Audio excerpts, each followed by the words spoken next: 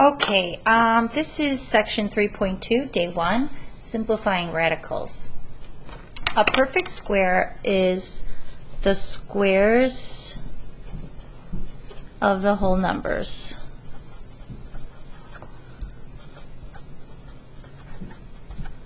So in other words, the whole numbers multiplied by itself. So I've asked you to memorize the perfect squares through 15. So 1 squared is 1, 2 squared is 4, 3 squared is 9, 4 squared 5, etc. On down to 15 squared. So when you then turn around and take the square root of that, you get down to its square root. So the perfect square factors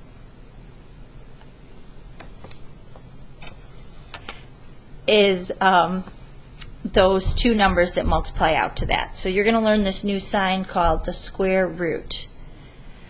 Okay, so this is 13. The square root of that is 12. Square root of that is 11, 10, 9, 8, 7, 6, 5, 4, 3, 2, 1. Now,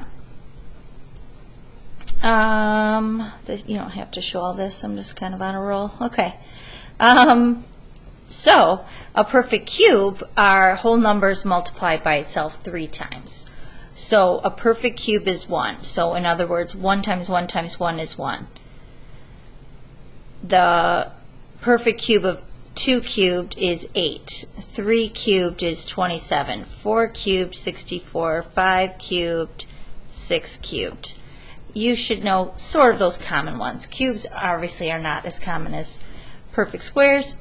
The cubic root sign has a little 3 in there. Cubic root.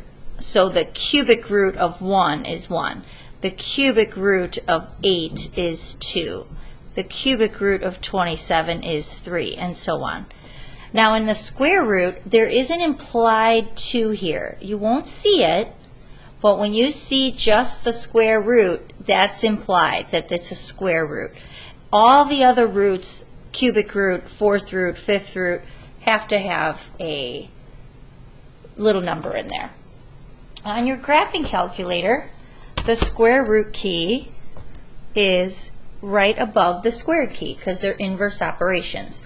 So if you wanted to take the square root of 225, second square root. So you would hit that blue key, 225, enter, and you would get 15. If you wanted to find the cubic root, you would have to choose it under the math key. Math key. So the cubic root is option 4. So the cubic root of 8 is 2. If you wanted to take any other root, it's under the math key, but it's option 5. So that's like the xth root. So if I wanted the 5th root, for example, or I'll do the 4th root, since you kind of have probably figured out like 2 to the 4th is, we'll just do a common one, 16.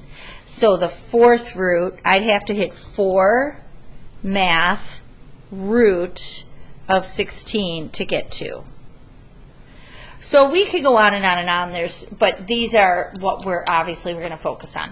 We're mainly going to focus on square roots and perfect squares because of the quadratic. So we're going to come back to solving a quadratic via the quadratic formula and something called the square roots method. So I kind of want you to keep thinking about parabolas, okay? And that if it has 1, 2, or no intercepts, this is another way that we're going to find it.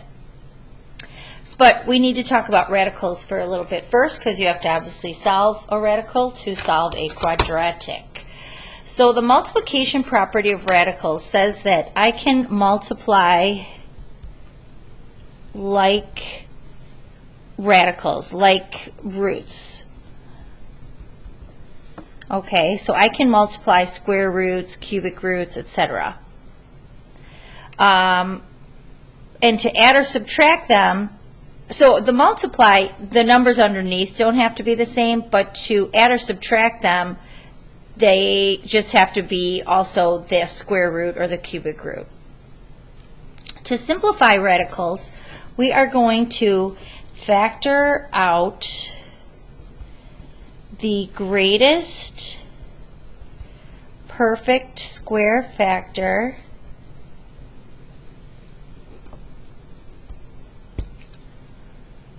So once you factor out the greatest perfect square factor, you'll take the square root of that perfect square, then remainder stays under the radical. That's a terribly written mathematical statement, I think, but hopefully it'll make some sense as we do some examples. Okay, so the square root of 75. What you do not want to do, and this is how I can always tell that people are just not with me, if you took the square root of 75 and got 8.666.02, blech. Okay, so you are not going to say that it's 8.660254, blah, blah, blah. This is an approximation, okay? We are going to, when you simplify a radical, you're making it simpler and you're going to leave exact. So you'll hear me say leave exact. That means you're going to take out the greatest perfect square factor. In this case, it's 25. So this is part one. I'm factoring out the greatest perfect square factor. I'm going to rewrite it as two radicals. Take the square root of that perfect square, which is 5, so that stays in front and becomes the coefficient, and then the remainder stays under the radical. Okay, the square root of 8. The greatest perfect square factor is 4 times 2. The square root of 4 is 2 root 2. 9 times 3. So put the perfect square in front so that when you have the perfect square radical, it becomes a coefficient. Okay? You will never see this as root 3 times 5. Yuck. 128. Now here's where I'll start to lose people. 4 goes in there. 128 divided by 4. Okay, so a lot of people will say, la la la, 4 times 32, 2 times 32, and think they're done. Not fully simplified. So you can do this the long way. So right now you could say, oh, okay, so then 2 has 16 times 2. So then I'll say 2 times 4 root 2 and 8 root 2. But what that tells you, we don't want to do it the long way. We don't want long way. Yuck. Oopsies, I'm on the next page. The greatest perfect square factor, greatest perfect square factor, the biggest. So the biggest one that I could take out of 128 is 64. So root 64 times root 2 is 8 root 2. Much simpler to do it the short way, because even here, let's say you pulled out another 4. You could have done 2 root 32, 2, 4 times 8, and then 2 times 2 times 8, and you think you're done there. Still not done, because 8 has a perfect square, as we already solved. So then look at all that work you'd have to do. 2 times 2 times 2 is 8 root 2. Don't do the long way. Take out the greatest perfect square factor. Okay. Flippity flip. Number 5. Now, here is where people say, 30. So I'm going to do 10 times 3. Neither is a perfect square. What else? 1 times 30. Okay, yeah, 1's a perfect square, but you're not getting anywhere. So this is fully simplified right here. So, you don't have to say anything, can't be simplified. A lot of people think 4 goes into 30. So the way you would determine on here, if you get a decimal, it doesn't go in evenly. So you're just going to leave it, root 30. 405. Now, the bigger a number gets, this is where you kind of have to know your perfect squares kind of in there. Now, 5 goes in there, so you might want to test 25, get a decimal. So that means I cannot take that out. 405, you can divide it then by, 9. I get 45. But 45 seems kind of big, so I'm going to hold off there and see. 405, I'm going to divide by a bigger one, 16. Nope. 405 by 81, 5. So the bigger a number is, the greater the perfect square factor that you can factor out. So let's say you did 9, and you said, okay, 9 root 45, and you'd be done. It would be incorrect. It's not fully simplified. Okay, so this is where, kiddos kind of get grumpy. But you don't want to get grumpy. If you want to keep going and say 9 times 5, well, now you can do this and multiply. Oh, hello. I've been in this basement way too long.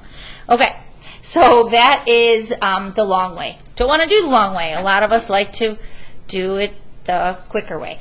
Now, when I have you do this on a quiz or homework, please show your step. Don't just give me the final answer. Okay, I want to see your in-between answer.